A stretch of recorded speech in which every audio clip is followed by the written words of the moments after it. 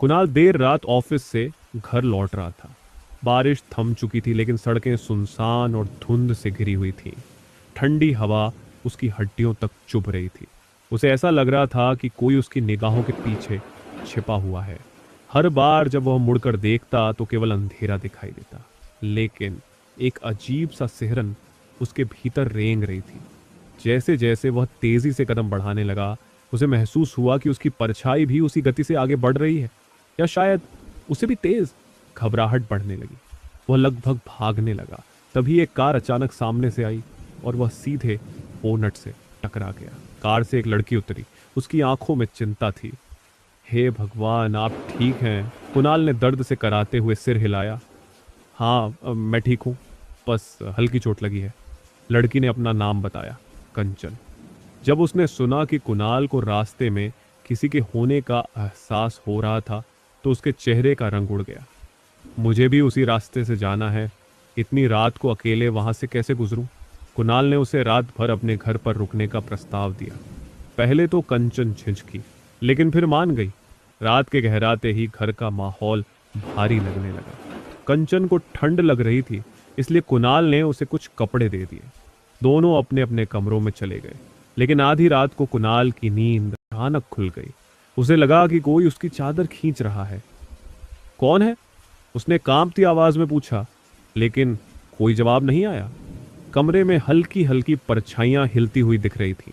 ठंड बढ़ती जा रही थी, लेकिन उसका माथा पसीने से भीग चुका था। उसने डरकर कंचन को आवाज दी।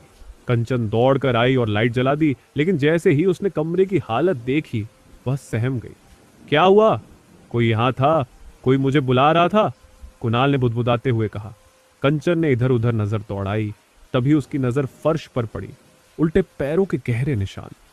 कुणाल का दिमाग सुन्न पड़ गया। उसकी सांसें रुकने लगी। मैंने किसे अपने घर बुला लिया?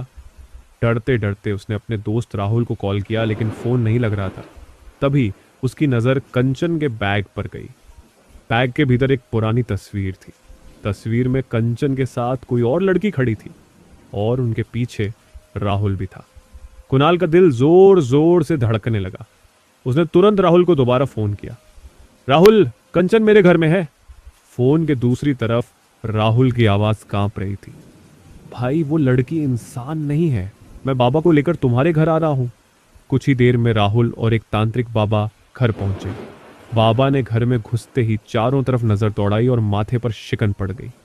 यहां बहुत बुरी आत्मा है, उन्होंने कहा। बाबा ने कंचन के चारों ओर एक सुरक्षा घेरा बनाया। अभी तक बेहोश है, सही समय है।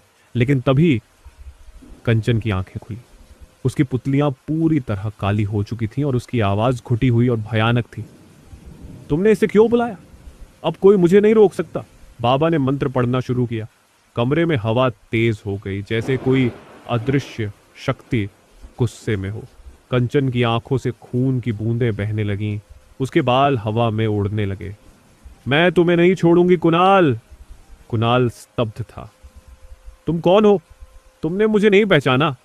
मैं प्रिया हूं। कुणाल के पैरों तले जमीन खिसक गई। प्रिया? लेकिन प्रिया तो मर गई थी। उस दिन जब तुमने मुझे ठुकराया था, मैं सड़क पर खड़ी बारिश में तुम्हारा इंतजार कर रही थी, लेकिन तुम नहीं आए। फिर मैंने ट्रक के आगे कूद कर जान दे दी। कुणाल की आंखों में आंसू थे। प्रिया, मुझे माफ कर दो। माफ? मैंने तो तुम्हें कभी छोड़ा ही नहीं। हर रात जब तुम सोते थे मैं तुम्हें देखती थी, लेकिन अब नहीं।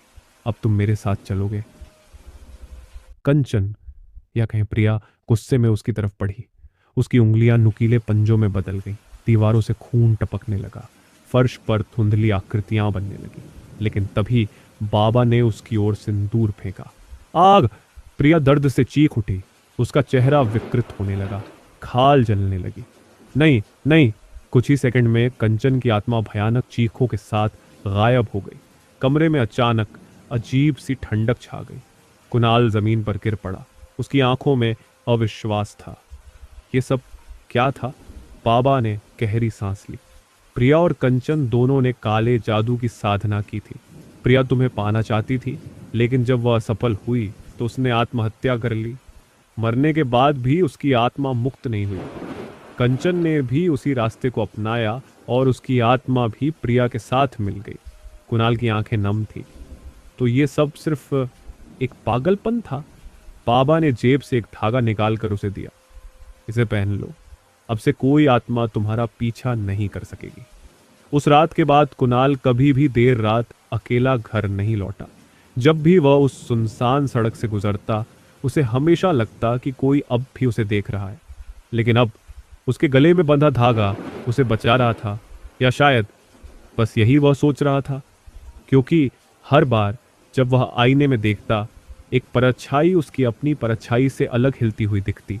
अगर आपको यह कहानी पसंद आई हो तो कृपया इसे लाइक करें, शेयर करें और हमारे चैनल को सब्सक्राइब करना न भूलें।